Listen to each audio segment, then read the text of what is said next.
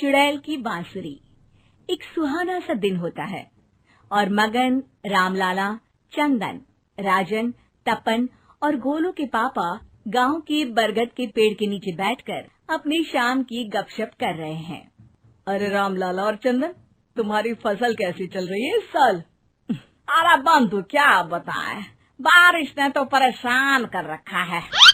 सही बात, बारिश की कमी ने दिमाग खराब कर दिया है। सरपंच गांव वालों के लिए एक खबर लेकर आता है। अच्छा मेरे गांव के भाइयों, सुनो जरा।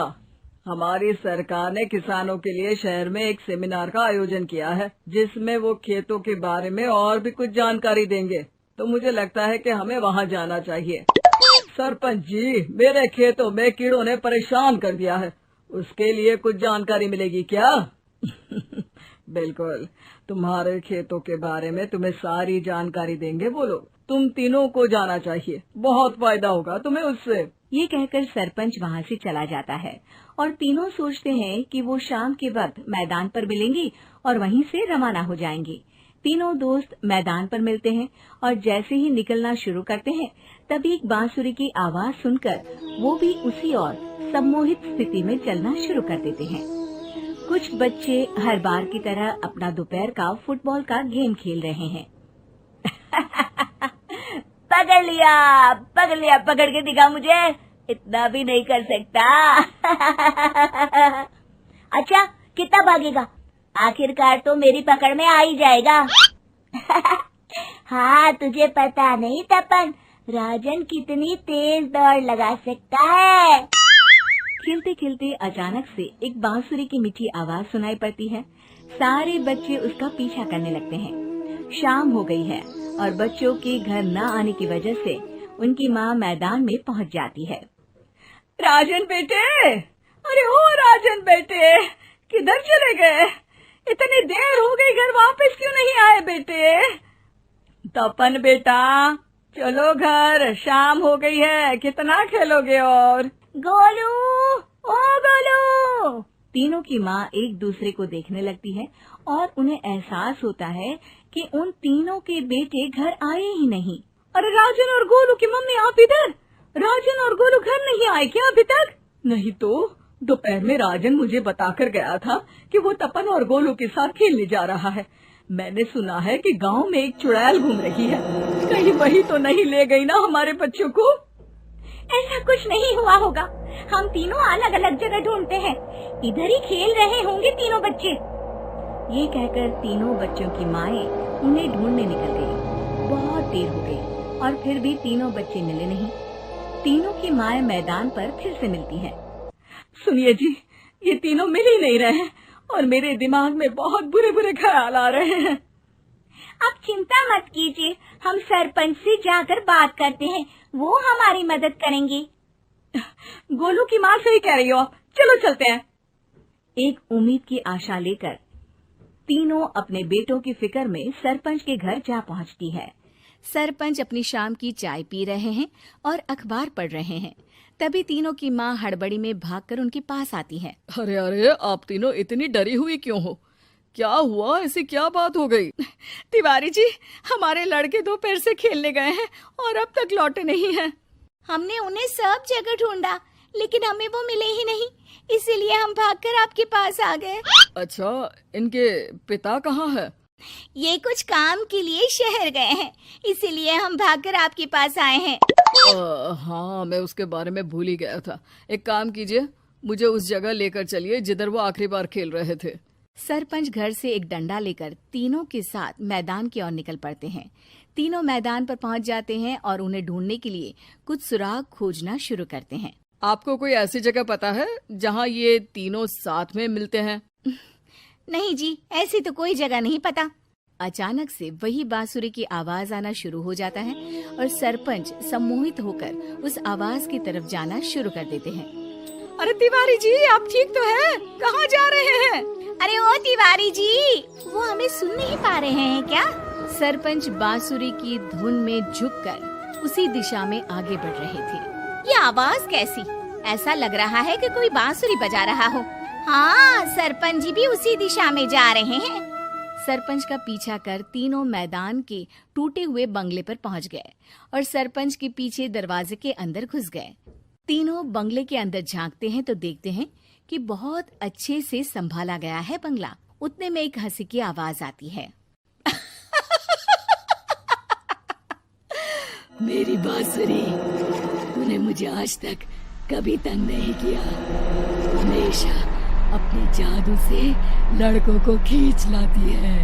ये बोलते ही राजन की माँ को तीनों बच्चे और उनके पिता वहाँ चुड़ैल के पास लेटे हुए दिखते हैं। अरे वो देखो गोलू के पापा। अरे रे। अरे गोलू की माँ, आप चुप रहिए ना जरा।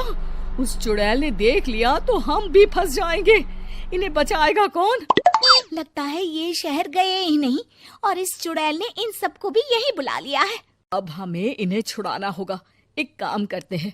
राजन की मम्मी गोलू और तपन की मम्मी को एक प्लान बताती है। बिल्कुल सही कह रही हो राजन की मम्मी। चलो आज इस चुड़ैल को मजा चखाते हैं। तीनों माएं अपने छुपने की जगह से बाहर निकलती हैं और एक्टिंग करना शुरू कर देती है। ये तो बढ़िया है। अब इसका असर औरतों पर भी हो रहा है। वाह जी वाह। तीनों माएं चुड़ैल की थोड़ा करीब आती है। राजन और गोलू की माँ चुड़ैल को पकड़ लेते हैं और तपन की माँ बांसुरी हाथ से पकड़कर तोड़ देती है। अरे पागल औरत, ये क्या कर दिया? मेरी बांसुरी को तोड़ दिया। अब मेरी शक्तियाँ खत्म हो जाएगी। तुम्हें तो अरे तुझे क्या लगा चुड़ैल कहीं की हमारे बच्चों को और पतियों को हाथ लगाएगी तू? बांसुरी टूटने की वजह से चुड़ैल खाक होकर गायब हो जाती है और सारे लोगों की आंख खुल जाती है। सब अपने परिवार को लेकर उस बंगले से बाहर निकल जाते हैं। कहते हैं ना, नारी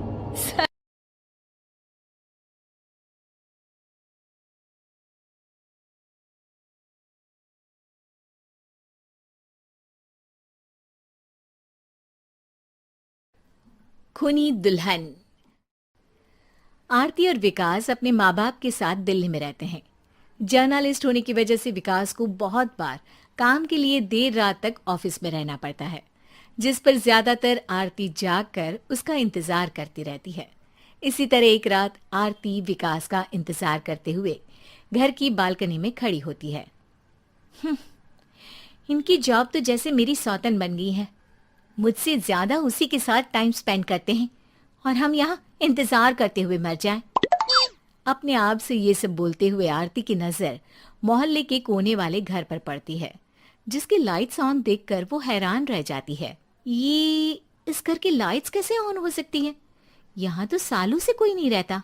वो ये सोच ही रही होती है कि तभी उसे घर की खिड़की पर औरत की परछाई के साथ लाल चुन्नी दिखाई देती है, जिसे देख आरती डर से चिल्लाने लगती है। भूत! कोने वाले घर में भूत है।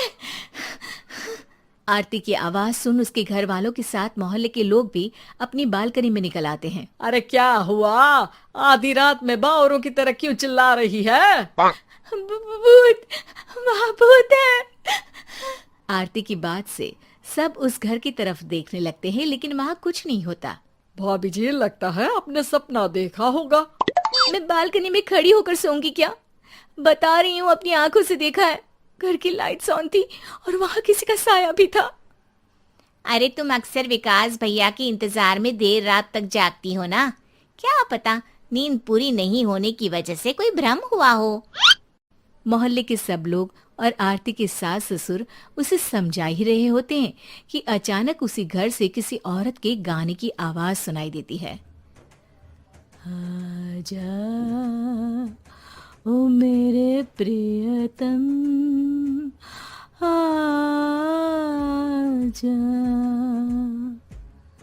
आवाज सुन सब हैरानी और कंफ्यूजन से उस घर की तरफ देखने लगते हैं कि तभी उन्हें लाल जोड़े में औरत का साया वहां दिखता है, जिसे देख पूरा मोहल्ला सकते में आ जाता है। अरे ये तो कोई दुल्हन है। अरे नहीं नहीं, भूत नहीं है। अरे फिर तो पक्का तेरी दुल्हन है। अरे नहीं नहीं, वो तो मायके गई है। हद है, पहले इससे निपट ले, बाद में इस पर डिस्कशन कर लेना।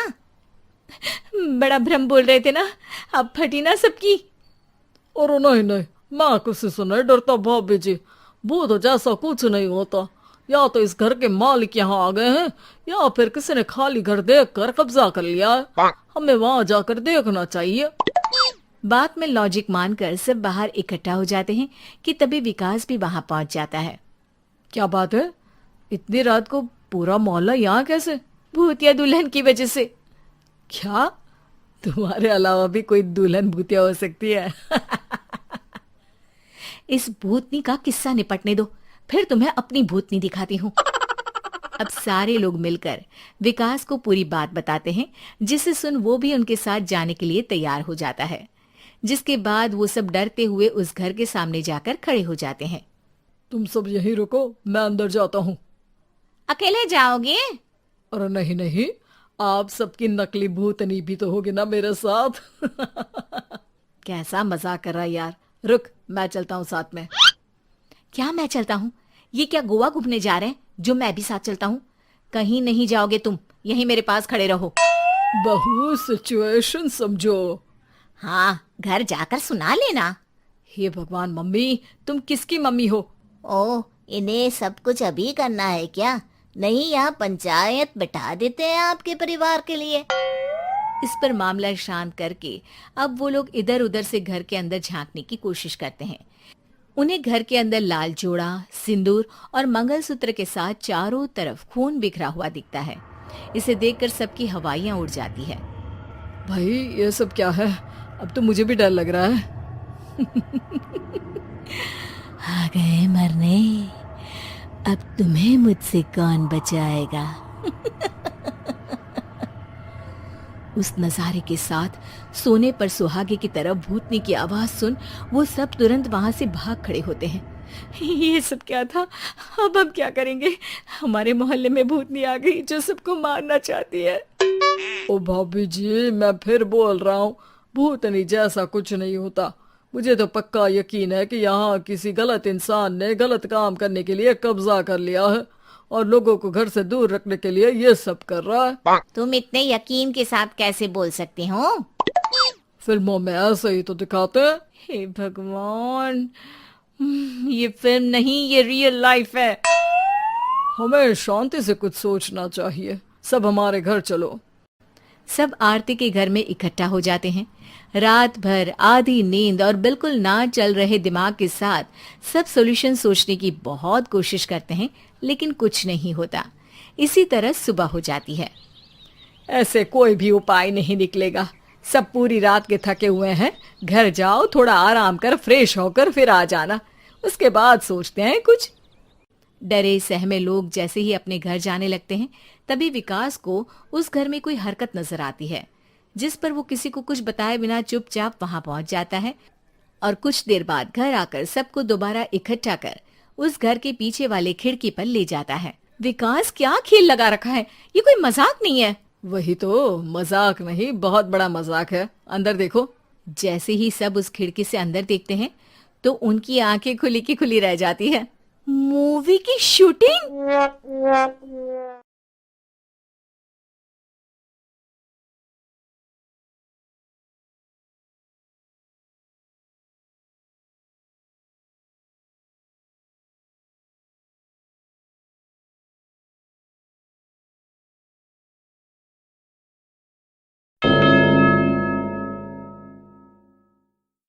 एक समय की बात है, एक गांव में सफेद साड़ी वाली चुड़ैल का आतंक था। चुड़ैल रात भर गांव में घूमती और गांव का जो भी आदमी उसे दिखाई देता उसे वो घायल कर देती। अरे कोई तो बचाओ, मर गया रे। एक रात हरिया अपने खेत से अपने घर लौट रहा था कि तभी अचानक उसके सामने चुड़ैल आ जाती है। अरे बाप रे, ये चुड़ैल कहाँ से आ गई? आज तो मैं गया काम से।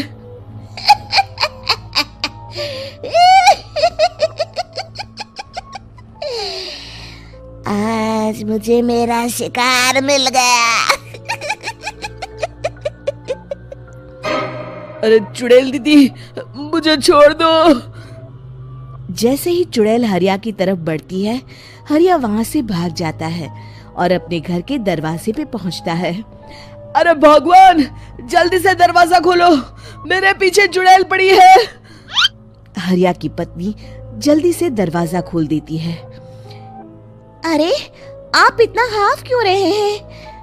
अरे मेरे पीछे चुड़ैल पड़ी है, आज तो मैं बाल बाल बच गया। जल्दी से सभी दरवाजे और सभी खिड़कियों को बंद करके बत्ती बुझा दो। तभी चुड़ैल हरिया के घर के पास पहुंच जाती है। अरे वो आदमी कहाँ गायब हो गया? मैं भी देखती हूँ आखिर कब तक बचेगा। मैं अपने शिकार को इतनी आसानी से नहीं छोड़ती। इतना कहकर चुड़ैल वहां से चली जाती है। वहीं दूसरी तरफ हरिया और उसकी पत्नी दोनों अपने घर की खिड़की से ये सब देख रहे होते हैं। अरे बाप रे, ये तो बड़ी डरावनी चुड़ैल थी। अगले दिन ये बात आग की तरह पूरे गांव में फैल जाती है और धीरे धीरे लोग चुड़ैल के डर के मारे शाम होते ही अपने घरों से बाहर निकलना बंद कर देते हैं। कुछ दिनों के बाद भाई, मैंने तो इस चुड़ैल के डर के मारे रात को अपने खेतों को पानी देना बंद कर दिया है। कहीं मेरी फसल सूख गई तो मैं तो कहीं का नहीं रहूंगा। साहूकार का कर्जा कैसे चुकाऊंगा? अरे भाई, पूरे गांव वालों का यही हाल है। पता नहीं ये चुड़ैल हमारे गांव में कहां से आ गई। फिर एक दिन गांव के पास वाली नदी के किनारे एक बहुत बड़े तांत्रिक के आने की बात कुछ गांव वालों को पता चलती है। वो लोग जाके ये बात गांव के मुखिया को बताते हैं। मुखिया जी, नदी के किनारे एक बहुत ही पहुंचे हुए तांत्रिक बाबा आए हैं। हमें उनसे मदद मांगनी चाहिए। मैंने सुना है वो बड़े बड़े भूतों और चुड़ैलों को अपने वश में कर लेते हैं। मुखिया जी सभी गांव वालों को लेकर उस तांत्रिक के पास पहुंच जाते हैं। ओम फट स्वाहा, ओम फट स्वाहा। तभी तांत्रिक अपनी बंद आंखों को खोलकर कहता है, क्या बात है? तुम सब लोग यहाँ क्यों आए हो? मुखिया जी उस तांत्रिक को सारी बात बता देते हैं। अच्छा, तो ये बात है। और तांत्रिक अपनी आंखों को बंद कर लेता है। मैं देख रहा हूँ तुम्हारे पूर्वजों ने बहुत पाप किए थे, जिससे ये गांव अब श्रापित हो चुका है। उसी के फल स्वरूप तुम्हारे गांव में चुड़ैल आई है। ये चुड़ैल बहुत खतरनाक है, ये किसी को नहीं छोड़ेगी। हे भगवान, मर गए रे, अब क्या होगा? तभी गांव के मुखिया जी कहते हैं, बाबा, इस चुड़ैल से हम सबको बचा लीजिए। कोई तो उपाय होगा। इसका सिर्फ एक ही उपाय है। सभी गांव वालों को बारी बारी हर दिन अपनी आधी फसल उस पहाड़ी के ऊपर बनी काली गुफा में छोड़ के आनी होगी। तभी उस चुड़ैल की भूख मिटेगी और श्राप का प्रभाव खत्म हो जाएगा और तुम सब जिंदा बच जाओगे। सभी गांव वाले उस तांत्रिक की बात को मान लेते हैं और वहां से चले जाते हैं। फिर अगले दिन से रोज उस गांव के लोग बारी बारी से अपनी आधी फसल उस काली गुफा के पास जाकर रखाते। कुछ दिनों बाद हरिया की बारी आती है। बाप रे, आज तो मेरी बारी है उस काली गुफा में जाने की। क्या करूं? वो तो बड़ी खतरनाक चुड़ैल है। मेरे तो हाथ पैर कांप रहे हैं। फिर हरिया डरते डरते अनाज की बोरियां अपनी बैलगाड़ी में लाद देता है। तभी हरिया की पत्नी उससे कहती है, देखो जी, संभल के जाना और किसी भी हालत में शाम होने से पहले वापस आ जाना। उस चुड़ैल का कोई भरोसा नहीं है जी। हरिया बैलगाड़ी में बैठते हुए कहता है, भगवान, मैं क्या वापस आऊंगा? लगता है अब तो मेरी खबर ही आएगी। इतना कहकर हरिया वहां से चला जाता है। रास्ते में जंगल से गुजरते हुए हरिया की बैलगाड़ी का एक चक्का बड़े गड्ढे में फंस जाता है। हे भगवान, अब ये क्या मुसीबत है? हरिया नीचे उतर के पूरी ताकत से अपनी बैलगाड़ी को गड्ढे से निकालने की कोशिश करता है। बहुत देर मेहनत करने के बाद हरिया की बैलगाड़ी उस गड्ढे से बाहर निकल जाती है। हे भगवान, अब तो शाम होने वाली है। आज तो मैं गया काम से। जैसे तैसे हरिया काली गुफा में पहुंच जाता है। अरे मर गया रे, यहाँ तो चारों तरफ डरावना माहौल है। मैंने यहाँ आने में बहुत देर कर दी, कहीं चुड़ैल नाराज ना हो जाए।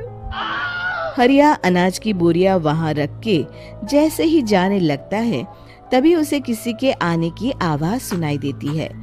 हरिया एक कोने में छुपकर अंदर देखने लगता है। चुड़ैल वहां आती है और फिर अपने चेहरे से नकली चुड़ैल का मुखौटा निकाल देती है। हरिया ये देख के हक्का बक्का रह जाता है। तभी चुड़ैल कहती है, भैया यहाँ आना, आज तो बहुत अनाज आया है। इसे मिलाकर अब हमारे पास ढेर सारा अनाज जमा हो गया है। कल ही हम इसे शहर में बेच आएंगे और माला माल हो जाएंगे। तभी अंदर से नदी के किनारे वाला तांत्रिक बाहर आता है। अरे ये तो तांत्रिक बाबा है। हाँ, अब तो हम दोनों की जिंदगी मजे में कटेगी। गांव वालों को बेवकूफ बनाना इतना भी मुश्किल नहीं था। लोग तो तुम्हें सच में असली चुड़ैल समझते हैं। हाँ, तुमने सही कहा। अब ये गांव वाले चुड़ैल के डर से जिंदगी भर इस काली गुफा में अनाज पहुंचाते रहेंगे। अच्छा, तो ये बात है। ये दोनों पूरे गांव वालों को बेवकूफ बना रहे हैं। अभी जाकर सबको बताता हूँ। हरिया उन दोनों की पूरी बातें सुन लेता है और जल्दी से वापस गांव में आता है। गांव वालों को पूरी बात बता देता है। इससे पहले वो दोनों हमारा अनाज लेकर शहर जाए, हमें उन दोनों को पकड़ना होगा। उधर दूसरी तरफ नकली तांत्रिक और नकली चुड़ैल बनी औरत एक बड़ी गाड़ी में सारा अनाज लाद के वहां से निकलने की तैयारी कर रहे होते हैं। जल्दी करो, इससे पहले हमें कोई देख ले। हमें यहाँ से निकलना होगा। और तभी वो दोनों देखते हैं कि सामने से सभी गांव वाले अपने अपने हाथों में मशाल लेके आ रहे हैं। दोनों बुरी तरह डर जाते हैं। रुक जाओ, तुम दोनों का भांडा फूट चुका है। अरे मर गए रे, ये गांव वाले कहाँ से आ गए? तुमने क्या सोचा इतनी आसानी से यहाँ से निकल जाओगे? ये अनाज हमने अपने खून पसीने से दिन रात खेतों में मेहनत करके उगाया है। दोनों मुखिया जी के पैरों में गिर जाते हैं। हमें माफ कर दीजिए, हम दोनों एक नंबर के कामचोर हैं। बिना मेहनत किए पैसे कमाना चाहते थे। हाँ, अब हम आगे से मेहनत मजदूरी करके पैसे कमाएंगे। हमें कुछ मत करना, हमें छोड़ दीजिए। इतना कह के दोनों गांव छोड़ के भाग जाते हैं और सभी गांव वाले फिर से खुशी खुशी रहने लगते हैं। शिक्षा, तभी तो कहते हैं कि किसी भी समस्या का समाधान केवल सूझबूझ से ही करना चाहिए और कभी हिम्मत नहीं हारनी चाहिए। दोस्तों, हमें उम्मीद है कि आपको हमारी ये कहानी पसंद आई होगी। कृपया हमारे चैनल को सब्सक्राइब करें और सभी अपडेट्स के लिए बेल आइकन जरूर दबाएं। और हाँ, वीडियो लाइक और शेयर करना मत भूलिएगा। Bye bye. शादी में आई चुड़ैल। अन्नपुर नाम के एक गांव में शादी चल रही होती है। एक समय की बात है, एक गांव में सफेद साड़ी वाली चुड़ैल का आतंक था। चुड़ैल रात भर गांव में घूमती और गांव का जो भी आदमी उसे दिखाई देता उसे वो घायल कर देती। अरे कोई तो बचाओ। दूसरी तरफ पंडित जी फेरों की तैयारी कर रहे होते हैं कि तभी वहाँ एक चुड़ैल आ जाती है। अपने खेत से अपने घर में था कि तभी अचानक उसके सामने चुड़ैल आ जाती है। मर गया रे, ये चुड़ैल यहाँ क्या कर रही है? ये चुड़ैल कहाँ से आ गई? कौन से रिश्तेदार हैं? आज तो मैं गया काम से। क्या पता, भाग्यवान, कहीं ये तुम्हारे मायके से तो नहीं आई है। आज मुझे मेरा शिकार मिल गया। तुम लोगों की इस गांव में बारात लाने की हिम्मत कैसे हुई? मेरे रहते इस गांव में किसी की शादी नहीं हो सकती।